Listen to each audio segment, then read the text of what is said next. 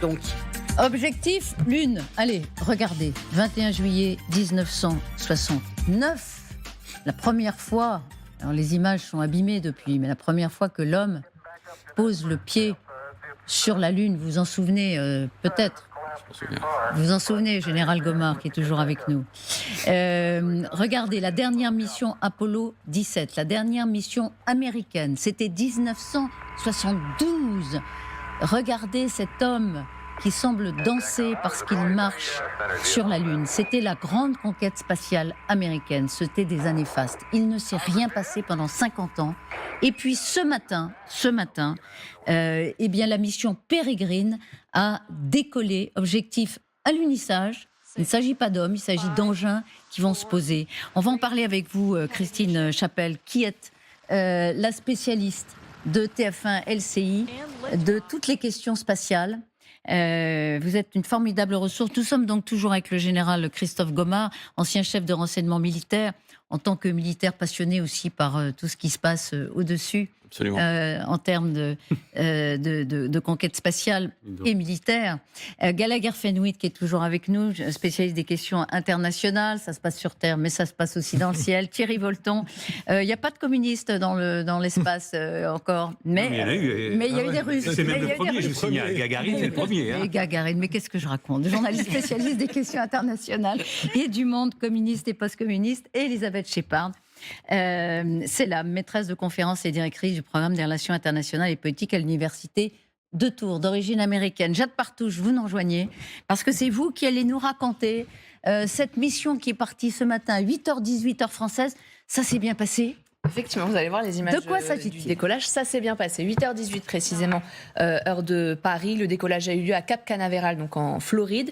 Ce que vous voyez là, c'est donc une fusée d'une société américaine privée, la société ULA. La fusée fait 60 mètres de haut et son nom, c'est Vulcan Centaur. Cette mission a un but très précis. En fait, à l'intérieur de cette fusée, il y a un alunisseur. Son nom, c'est Peregrine, vous l'avez dit à l'instant, qui est développé par la start-up Astrobotic avec le soutien de la NASA. Cet alunisseur qu'il y a donc dans cette fusée doit en fait déposer sur la Lune du matériel scientifique qui servira à la NASA pour étudier notamment la composition de la surface de la Lune. La NASA, en fait, n'a pas la capacité de développer ce genre de matériel et a donc fait appel, pour vous expliquer un petit peu les enjeux, à une société privée pour justement le faire à sa place. Montant du contrat, 108 millions de dollars. Si cet atterrissage, cet alunissage fonctionne, ça serait donc le premier retour sur la Lune des Américains après la mission Apollo en 72, donc 50 ans après. L'alunisseur, pour prendre la direction de la Lune, s'est séparé de la fusée. Ce que vous voyez là, ce sont des images de synthèse, mais l'information a été confirmée sur le compte Twitter de la société Astrobotic. Et la suite du programme, la société doit mettre sous tension l'appareil pour tenter ensuite d'établir une connexion. L'alunisseur poursuivra donc ensuite sa route vers la Lune et devrait tenter de se poser a priori le 23 février. Ce n'est pas pour tout de suite, sur la face visible de la Lune, c'est-à-dire a priori auprès des dômes formés par de la lave que les scientifiques ne parviennent justement toujours pas à expliquer. Le PDG d'Astrobotic s'est exprimé vendredi au moment d'une conférence de presse. Mener le retour de l'Amérique sur la surface de la Lune pour la première fois depuis Apollo est un immense honneur. L'idée est aussi bien évidemment de concurrencer SpaceX puisque la société prévoit 6 lancements de Vulcan Centaur cette année. Je vous rappelle qu'à ce jour, seuls les États-Unis, l'Union soviétique, bien sûr, la Chine et l'Inde ont réussi à faire atterrir un appareil. Petit bémol dans tout ça, c'est important de le signaler, la polémique qui est née autour de cette mission. À l'intérieur de cette fusée, vous avez des cendres de plusieurs personnalités, et notamment, effectivement, Gene Roddenberry, vous le voyez à l'image, qui est le créateur de Star Trek. Ce qui soulève une grande question. Est-ce qu'on peut considérer que n'importe qui peut exploiter la Lune? Est-ce que sous prétexte que c'est une mission financée par une société privée, eh bien, elle peut faire ce qu'elle veut. Là, par exemple, c'est un partenariat. Alors, attendez, juste pour comprendre. Qu'est-ce qu'ils vont faire? Ils vont répandre normalement les cendres de Gene Roddenberry sur la Lune, celui que je vous ai montré. Donc l'appareil, le robot va répandre les... Pas l'alunisseur, hein, en cours de d'accord. Les cendres sont censées être répandues dans l'espace. Et donc c'est ce qu'on appelle un vol commémoratif. Commémoratif, et c'est une société qui est donc en partenariat avec cette mission-là. C'est la société Celestis, qui est donc spécialisée dans des vols spatiaux commémoratifs. et donc qui aurait donc pour but de répandre les cendres. Ce qui est vu par l'une des plus grandes tribus amérindiennes comme, je cite, une profanation d'un lieu sacré. La Lune fait partie de notre héritage spirituel, un objet de révérence et de respect tenant une position sacrée dans beaucoup de cultures amérindiennes. Cette tribu a été reçue par des représentants de la Maison-Blanche pour justement défendre cette cause et tenter de reporter ce vol. Malheureusement, ils n'ont bien évidemment pas obtenu gain de cause. Bon, alors c'est un peu l'histoire dans l'histoire, hein, Jade. Mais quand même, juste sur cet aspect, puis après on ira sur les questions de conquête spatiale. C'est un mélange des genres pour vous ou pas, Christine? Voilà, une société privée qui vend ses services pour des vols, pour répandre des sondes dans l'espace. Il y a une demande énorme du public pour le spatial. C'est pas pour rien que beaucoup de milliardaires ont créé des sociétés privées pour aller dans l'espace, que ce soit Elon Musk avec SpaceX, que ce soit Jeff Bezos avec Blue Origin. Tout le monde a envie d'aller dans l'espace, tout le monde a envie de mettre un peu de soi dans l'espace. Maintenant, à chaque fois qu'il y a une mission qui part vers Jupiter ou vers Mars, on vous propose d'enregistrer votre nom pour qu'il soit gravé sur une plaque. Ça, c'est la NASA qui fait ça. Je l'ai fait plusieurs fois d'ailleurs. Vous avez votre nom où, vous? J'ai mon nom sur Jupiter, j'ai mon nom sur une lune de Jupiter. On est très impressionnés. Et j'ai mon nom sur Mars. Tout le monde peut le faire en fait via le site internet de la NASA. Il faut payer. Ça, non, c'est gratuit et ça marche très très bien. Mais alors, ça veut dire quoi avoir son nom sur Jupiter? Ça veut dire simplement qu'ils vont rentrer les noms de façon informatique dans une petite puce. Et alors là, vous existez sur Jupiter, il y a marqué Christine Chapelle. Voilà. Une puce qui se balade. Waouh. Et donc ça, en tout cas, vous, justement, ce type d'opération... Alors, disons qu'il y a effectivement la tribu Navarro qui a protesté en disant que c'était un lieu sacré, mais il y a aussi des astronomes qui disent « attention ». Si on disperse de l'ADN humain un peu partout, ça va être assez compliqué après, pour toutes les missions de recherche de vie extraterrestre, de faire la différence. C'est pour ça que par exemple, tous les robots qui partent vers Mars sont ultra désinfectés, ultra stérilisés. C'est justement pour pas qu'on dépose de l'ADN humain sur Mars, parce qu'après, les missions suivantes qui viendront, qui trouveraient de l'ADN, qui disent tiens, il y a de l'ADN humain. Oui, non, mais c'est lequel? C'est le nôtre ou c'est celui d'une autre civilisation? Oui, on comprend. Donc il ne faut pas mélanger les gens. Et les astronomes disent attention, jusqu'à présent, l'exploitation de l'espace, c'était des agences nationales. Donc il y avait un cadre, il y avait un respect d'un certain nombre de règles, et puis elles se parlaient entre elles. Maintenant qu'il y a du privé, ça peut devenir compliqué. Alors, juste un mot aussi sur ce monsieur Thornton, le patron de robotique. On connaît Musk, on connaît Bezos. Lui, il était plus discret. Alors, on dit que alors que quand même, il envoie un engin sur la Lune. Oui, mais c'est pas complètement privé non plus. C'est avec la NASA. Sous partenariat avec la NASA. Donc, c'est un conglomérat quand même Boeing-Lockheed Martin. Donc, c'est pas la petite start-up qui démarre comme ça. C'est quand même très très encadré. La NASA ne passerait pas un partenariat avec des gens qui ne sont pas capables de réaliser leurs objectifs. Alors, Amérique is back ou pas? 50 ans après Apollo, en 72, effectivement, il y a cet engin qui va, si tout se passe bien en février 23. Allunir. Est-ce que c'est le grand retour de l'Amérique? C'est surtout qu'il va y en avoir d'autres. Il y en a un autre qui est prévu le mois prochain pour l'attester un américain, rover, le même américain. Et puis surtout, normalement, au mois de novembre, il y a une mission habitée, le programme Artemis 2, qui décolle vers la Lune. Alors là, ils ne se poseront pas, ils iront jusqu'à la Lune, ils feront le tour, ils reviendront. C'est un petit peu une espèce de répétition générale pour vérifier que tout marche bien, qu'ils ne prennent pas trop de radiation et que l'équipage n'est pas en danger. Et si cette mission-là se passe bien, dans 1 an et demi, 2 ans, en tout cas c'est ce qui est prévu, là, il y a une nouvelle mission américaine, Artemis 3, qui partira et qui, elle, se posera sur la Lune avec des humains. Dans 1 an et demi, 2 ans. À peu près, c'est ce qui est prévu. Alors, vous nous direz tout à l'heure s'il y en a d'autres qui vont griller ou pas les Américains. Vous vouliez dire Non, une petite question pour Christine. On comprend l'enjeu démonstratif en termes de puissance que représente la conquête de l'espace, mais est-ce que derrière tout ça, il y a une utilité, ou alors est-ce que c'est purement commercial, ou est-ce qu'il y a une utilité scientifique à ces voyages? Pour l'instant, il y a surtout une utilité, je dirais, géopolitique. Il ne faut pas oublier une chose, pourquoi est-ce que les Américains retournent sur la Lune? C'est Donald Trump qui l'a décidé quand il était au pouvoir. Pourquoi? Parce que les Chinois avait dit qu'il voulait se poser sur la Lune. En droit international, aucun État ne peut revendiquer la propriété de la Lune, de Mars, enfin de n'importe quel astre, sous prétexte qu'il s'est posé le premier. Ils n'ont pas le droit. Mais dans l'esprit de Donald Trump, ce sont les Américains qui se sont posés les premiers sur la Lune. Donc, quelque part, il faut protéger son territoire. Donc, c'est pour ça qu'il a relancé... Côté cow-boy et Voilà. Conquête de l'Ouest. Donc, c'est pour ça qu'il a relancé ces missions lunaires. Alors après, elles ont une utilité parce que... N'empêche, bien joué quand même. Parce que c'est grâce à Trump. Oui. Space Force. Grâce aux Chinois, quelque part. C'est parce que les oui, Chinois alors bien ont dit qu'ils sûr, voulaient y grâce à la aller concurrence chinoise. que Trump a décidé de relancer le voyage. Mais il y a quand même de la science qui va être menée. Le petit Peregrine, notamment, là, celui qui est parti aujourd'hui, il a à son bord un testeur de radiation pour savoir quelle dose de radiation arrive sur la face de la Lune. Des radiations de quelle nature? Radiation solaire. Nous, sur Terre, nous sommes protégés par notre atmosphère et le bouclier magnétique de la Terre. La Lune, c'est pas le cas. Donc, les astronautes qui, un jour, retourneront sur la Lune, ils les prendront plein pot, ces radiations. Mais ils les ont déjà pris plein pot en 69. Oui, mais à l'époque, 72. il y avait la course à l'espace, fallait battre l'Union soviétique. On s'en donc, fichait. Les risques que prenaient les humains étaient moins pris en compte. Et puis on en savait moins aussi là-dessus. Maintenant, on en sait un petit peu plus. On sait que c'est très dangereux pour la santé. Donc, il faut absolument que les astronautes soient protégés. Donc, on a une petite idée un petit peu de ce qu'ils vont C'est prendre pour ça comme qu'ils radiation. y vont et qu'ils reviennent sans se poser. C'est pour tester justement leur. C'est aussi à l'effet ce à sur, quoi a servi leur organisme. la mission Artemis 1, où il y avait des mannequins à bord qui étaient bardés de capteurs. C'était aussi pour ça.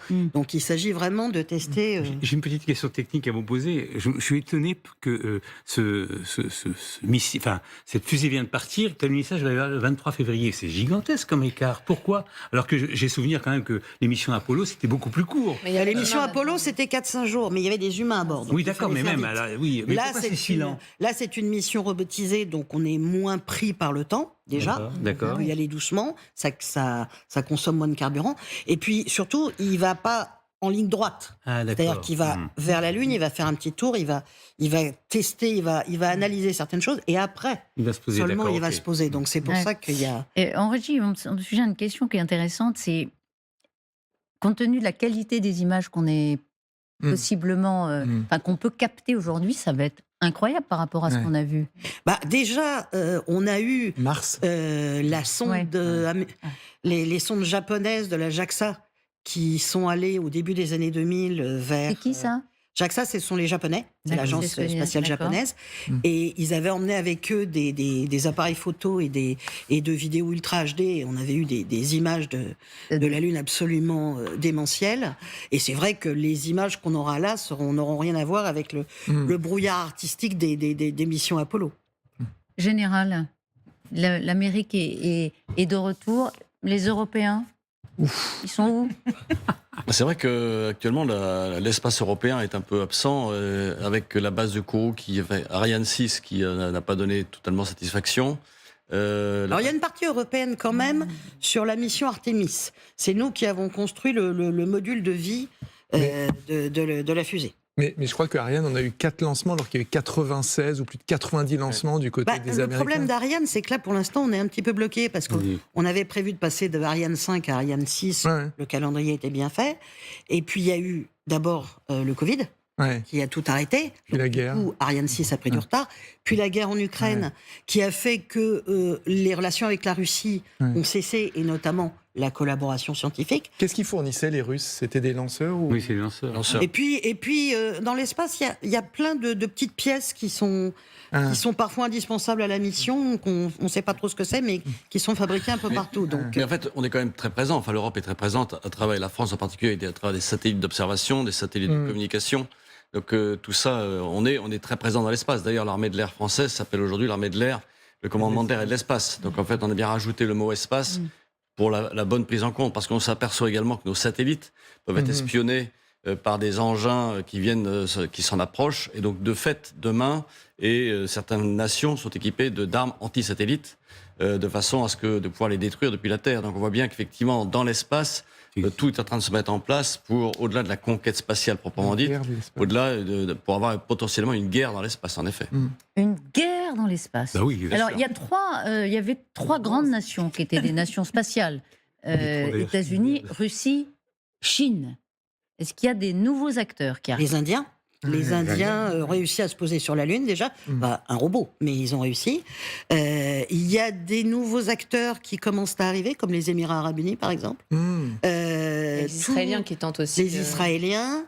Tout le monde s'y met. Ben, on s'est rendu compte un petit peu de l'importance stratégique, géopolitique et militaire que ça pouvait avoir. D'ailleurs, juste avant l'invasion en Ukraine, l'agence spatiale russe avait fait une sorte de test, avait-il dit, c'était juste pour tester comment se débarrasser d'un vieux satellite en fin de vie.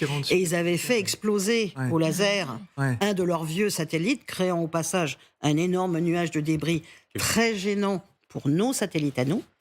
Et même si à l'époque, on ne savait pas que Poutine allait envahir l'Ukraine, donc après seulement on a compris l'intérêt que ça pouvait avoir, c'était pour dire, vous voyez, on a pu détruire notre satellite, on peut aussi détruire les vôtres. Ouais. Et puis on peut aussi créer des débris qui vont endommager vos satellites et les mettre hors d'état de nuire. Waouh, Quel est le pays le plus agressif en termes de conquête spatiale aujourd'hui? les Américains. Les Américains? Les Américains, les Chinois pour l'instant sont dans l'optique d'abord scientifique et puis surtout prestige. Il s'agit de montrer au peuple chinois que les Chinois sont capables de faire ça, donc ils sont une grande nation aussi. Donc eux, ils font beaucoup moins de bruit que les Américains, ils font ça discrètement, mais en attendant, ils avancent à pas de géant. Et ils envisagent, et je suis persuadé que si la mission américaine Artemis 3 ne respecte pas son calendrier, les Chinois seront peut-être sur la Lune avant eux. Ah, voilà, j'allais vous demander, qui peut griller la politesse aux Américains pour la présence de l'homme sur la Lune? Les Chinois. Les Chinois peuvent. Les Russes sont un peu à la rue? Les Russes, ils ont passé un partenariat avec la Chine. Il faut savoir que le spatial russe va pas très bien en ce moment. Ils ont eu une baisse de moyens financiers et pas les bons scientifiques à la tête des programmes. Donc les Russes vont pas très fort. C'était Luna 25, ça, qui s'est écrasé justement au mois d'août, hein, Christine, c'est ça. Et ça, c'est russe. Ils ont pas. Vous disiez tout à l'heure, les Russes, ils se sont beaucoup crachés sur la Lune. Ils se sont pas beaucoup posés. Ils se sont beaucoup crachés. Non, juste pour filer cette métaphore, attention, parce qu'on a beaucoup rigolé sur Luna 25 en comparant l'opération russe en Ukraine qui s'est crachée sur la réalité de la résistance ukrainienne. Mais ce qu'on apprend du terrain ukrainien, c'est que les Russes, ils apprennent. Et donc, ils s'améliorent. Après, je crois, Christine, qu'il y a aussi un enjeu sur où est-ce que vous allunissez, c'est-à-dire sur quelle partie de la Lune. Oui, parce que là, donc, la mission qui est partie aujourd'hui va se poser sur la face visible de la Lune pour explorer une zone volcanique. Les Chinois, eux, ont beaucoup investi la face cachée, qui est intéressante pour les astronomes parce que ça permet d'observer l'espace sans avoir la luminosité de la Terre qui gêne les appareils. Ça peut aussi avoir un petit intérêt parce qu'on voit moins ce qui se passe. C'est plus loin? C'est pas plus loin, c'est pas exposé de la même façon. Ça fait un jour de plus. Non, c'est plus compliqué? Non, c'est pas plus compliqué. Je pensais que c'était plus compliqué d'allunir sur la face cachée. Disons qu'on la connaissait moins à l'époque des années des missions Apollo, donc c'est. Et elle est moins volcanique? On va le découvrir.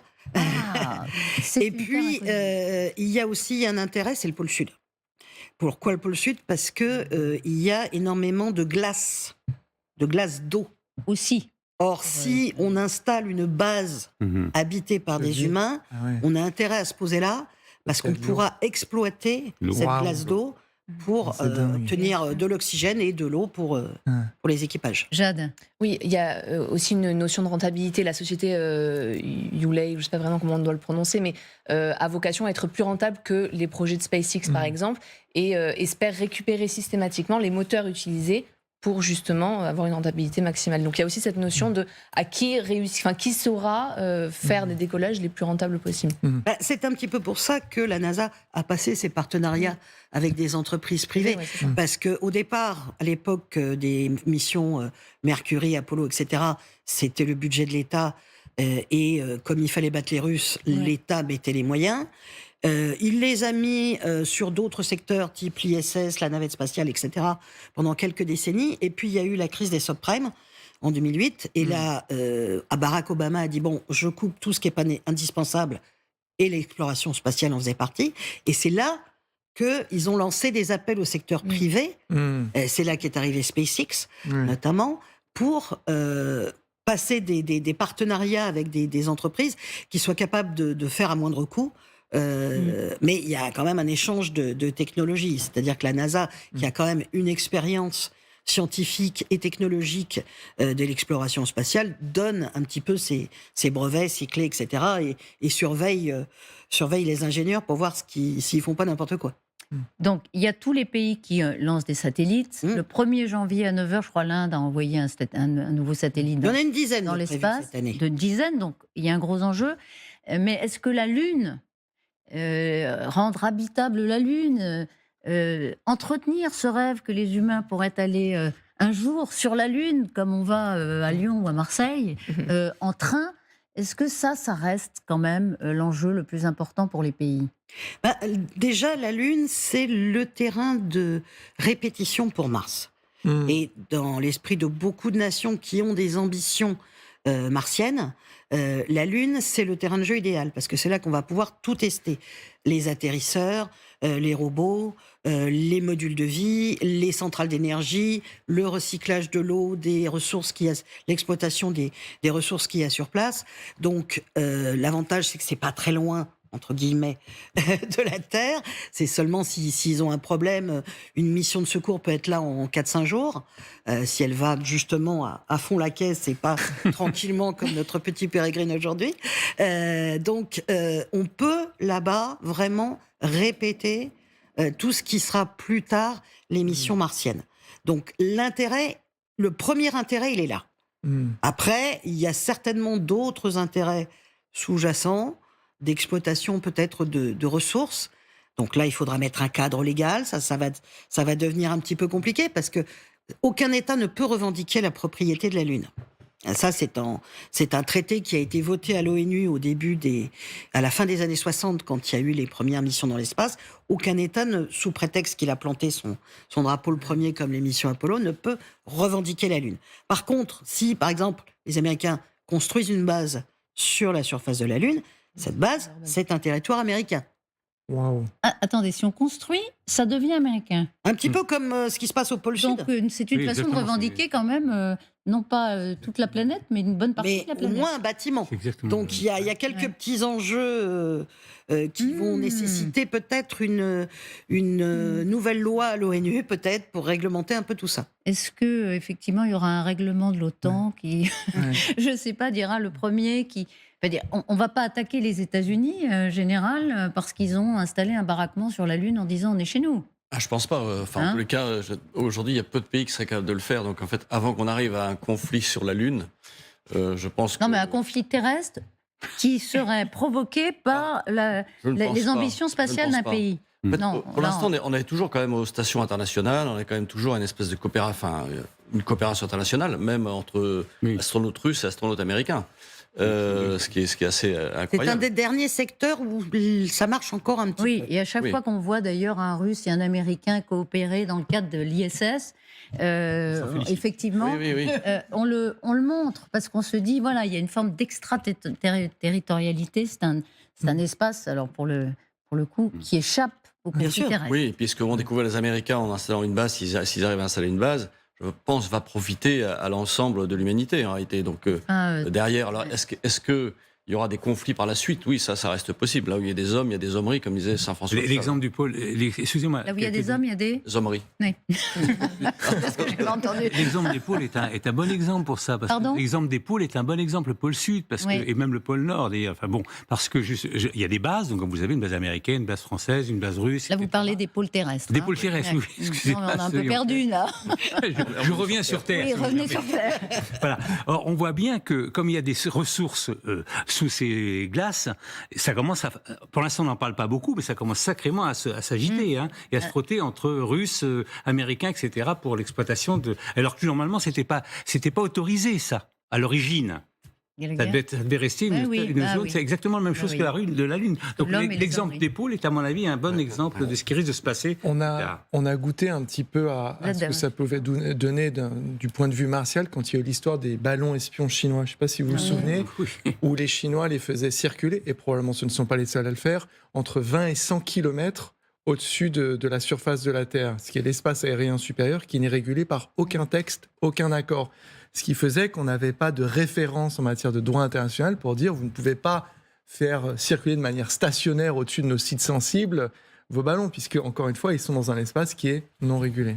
Et d'ailleurs, il y a Pardon, juste, on en parle beaucoup de cette conquête spatiale, donc initiée par Trump, mais entretenue par Biden quand même largement. Bien sûr. Il n'a pas coupé les budgets du tout. Non, et puis c'est la grande tradition quand même avant Obama, enfin la tradition de la recherche spatiale, autant pour la scientifique, mais aussi pour le prestige américain. Alors, je pense que c'est vraiment dans les traditions américaines qui avaient été arrêtées effectivement pour des raisons financières, principalement à un moment où ils ont dû financer d'autres industries pour les garder à flot. Mais aujourd'hui, quand c'est plus cette question-là qui prime et qu'il y a cette question de prestige au niveau international, et ça revient à la charge, c'est tout à fait normal. On parlait d'Elon Musk, on parlait de Jeff Bezos, bon la robotics, Monsieur Stanton. Ce pourrait être une mission strictement privée avec un milliardaire à bord qui repose le pied sur la Lune. Ah, mais il y en a une de prévue. Alors, pas pour se poser, mais Elon Musk travaille depuis maintenant 2-3 ans à une mission lunaire privée avec un milliard financé principalement par un milliardaire japonais qui travaille avec lui pour emmener 7 personnes à bord d'une fusée vers la Lune. Ils ne se poseront pas. Ils ne se poseront pas. Et ils vont venir, mais c'est qu'un premier pas. Je pense qu'à partir du moment où des missions privées vont commencer à y aller, je pense que dès qu'on aura bien maîtrisé toutes les techniques de construction, l'hôtel lunaire n'est pas très loin. L'hôtel lunaire n'est pas très loin, c'est-à-dire Oui, parce que le réveillon. Il y a quand même beaucoup de gens sur cette planète qui sont prêts à payer très cher pour ce genre d'expérience. Et vous, Thierry? Non, ça me tente pas. C'est un rêve? Non, pas vraiment. Non, pas vraiment. Non. Ceci dit, Gallagher. Musk, il prépare aussi Mars. N'oublions pas, c'est son objectif. Donc, mais on a dit que la Lune, c'était bien sûr, c'est le terrain d'entraînement. Voilà. Vous en rêvez? Oui, avec la gêne suivante qui est, vu l'argent que ça coûte, il y aurait de bien meilleures manières de le dépenser, mais si de manière éco-responsable et responsable d'un point de vue financier, ça pourrait être fait, bien sûr que... Oui, c'est tentant, de fait. Ah, c'est sûr.